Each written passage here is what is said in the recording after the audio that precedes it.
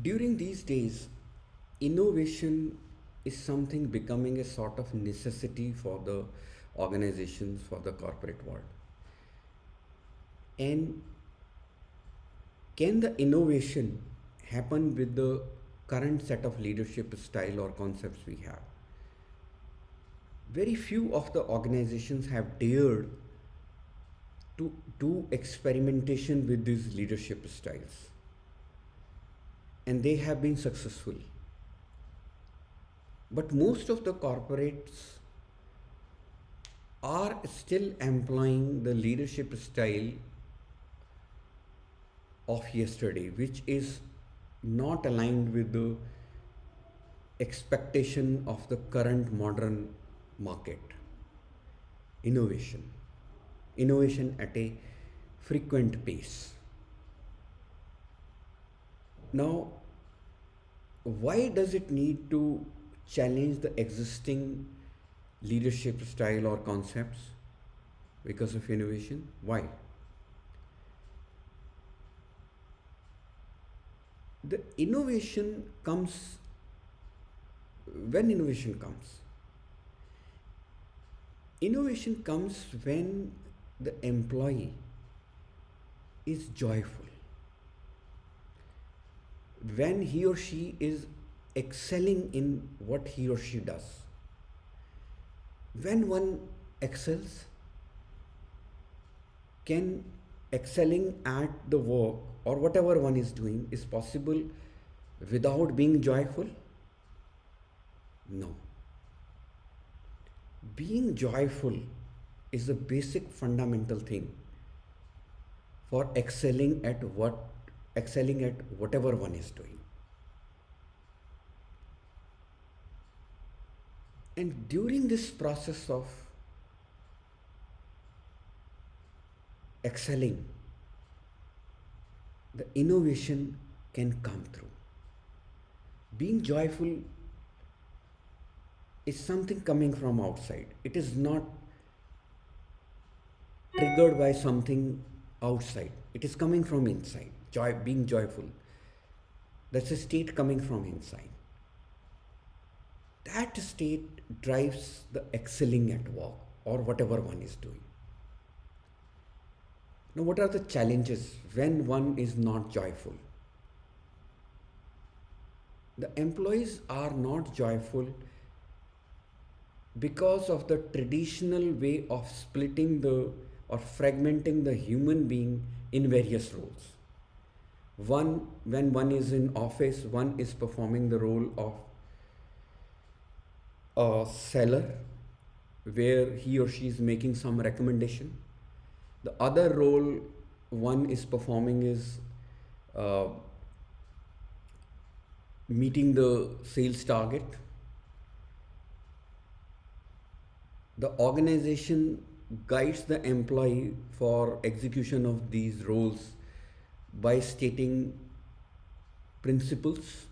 Principles could be, example of principle could be, uh, we want to become a most reputed brand in the country. Uh, we want to be known as most customer-centric organization.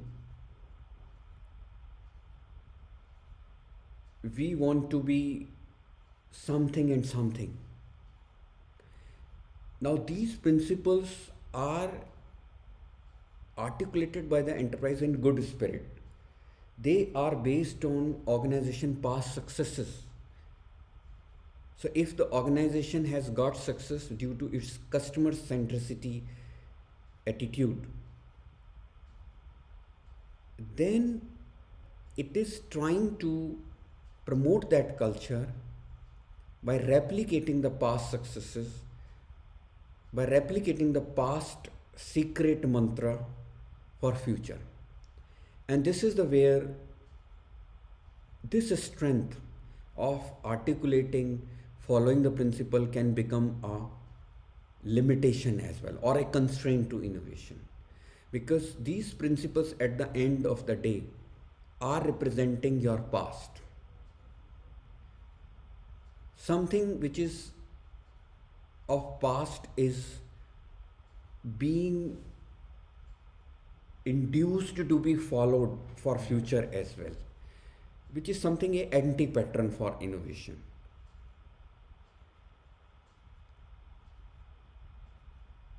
For being innovative, joyfulness is the key.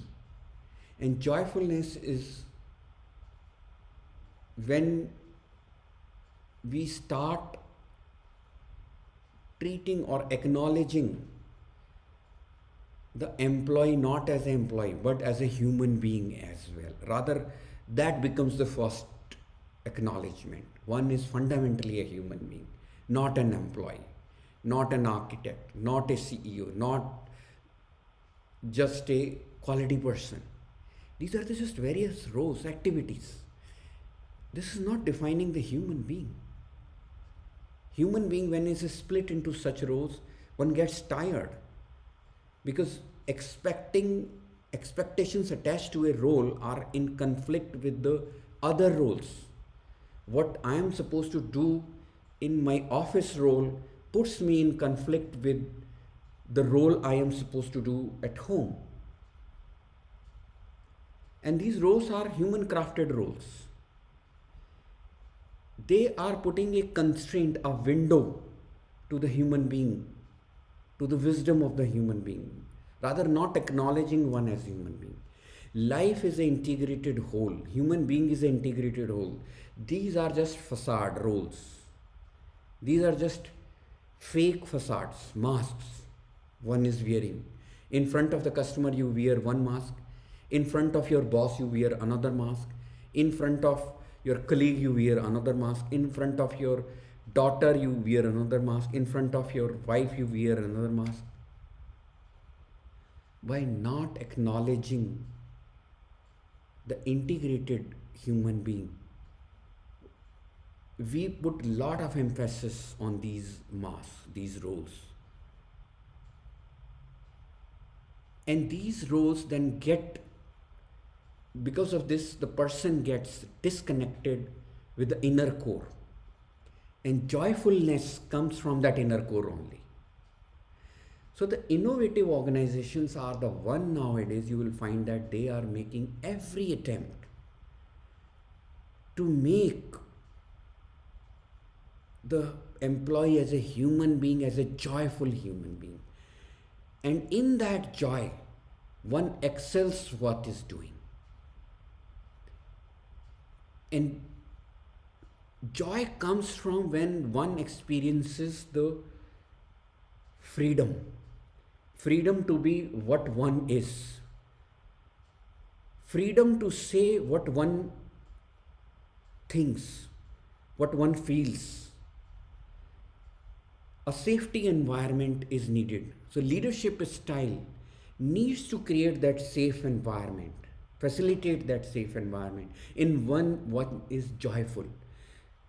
Because the leadership style is making sure that freedom is ensured. And if one is at freedom, liberty,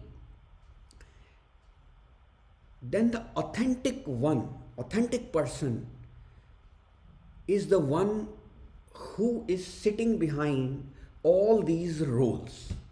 I'm not saying those roles are not needed. Role of a seller, role of a quality person, role of a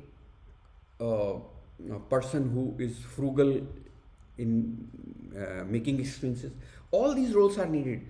But behind all these roles, there is one authentic person, human being, should be there, should be nurturing all these roles. Then the need of balancing act, the need of balancing the work-life balance, these facade concepts, these absurd concepts will go away. Because then we don't have to orchestrate between these. No, if one is authentic, one is not split in roles, then one is appearing always as the same person, whether the person goes in front of the boss, the person goes in front of the customer, the person goes in front of the wife or the daughter or the son, or in society. It's the same person, but it requires a lot of courage on the organization part to build an environment which is safe, which is giving freedom, which is allowing the person to be joyful. And other thing is that on part of the individual human being, it requires a lot of courage. How many of us will have a courage to state what is right in front of our boss who is after meeting the sales target? Because of sales target and the appraisals, we may be constrained in recommending what is best for the customer. And that's where the principle of customer centricity takes a back seat. But it requires a lot of courage on part of the individual also to state it to the boss that what is right, and there will be a cost to be paid. It will not come free. That's why the innovative organizations are the ones which allow the person to remain authentic, become bold, to express or take a stand on what is right.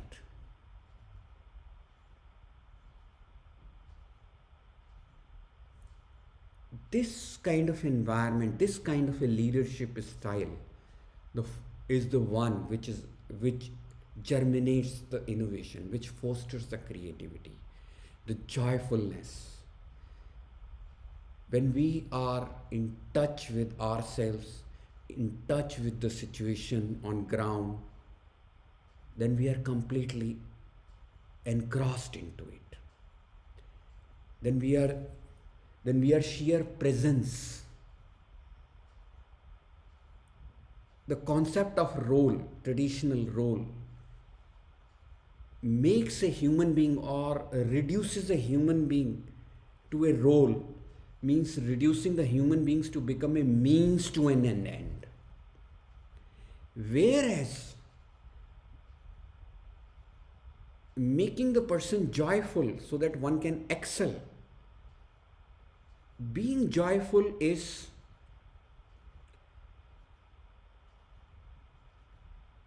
about being present in the situation, being in touch with the current situation, current moment. No role guidance is there. One is driven from something inside. No slavery of the role.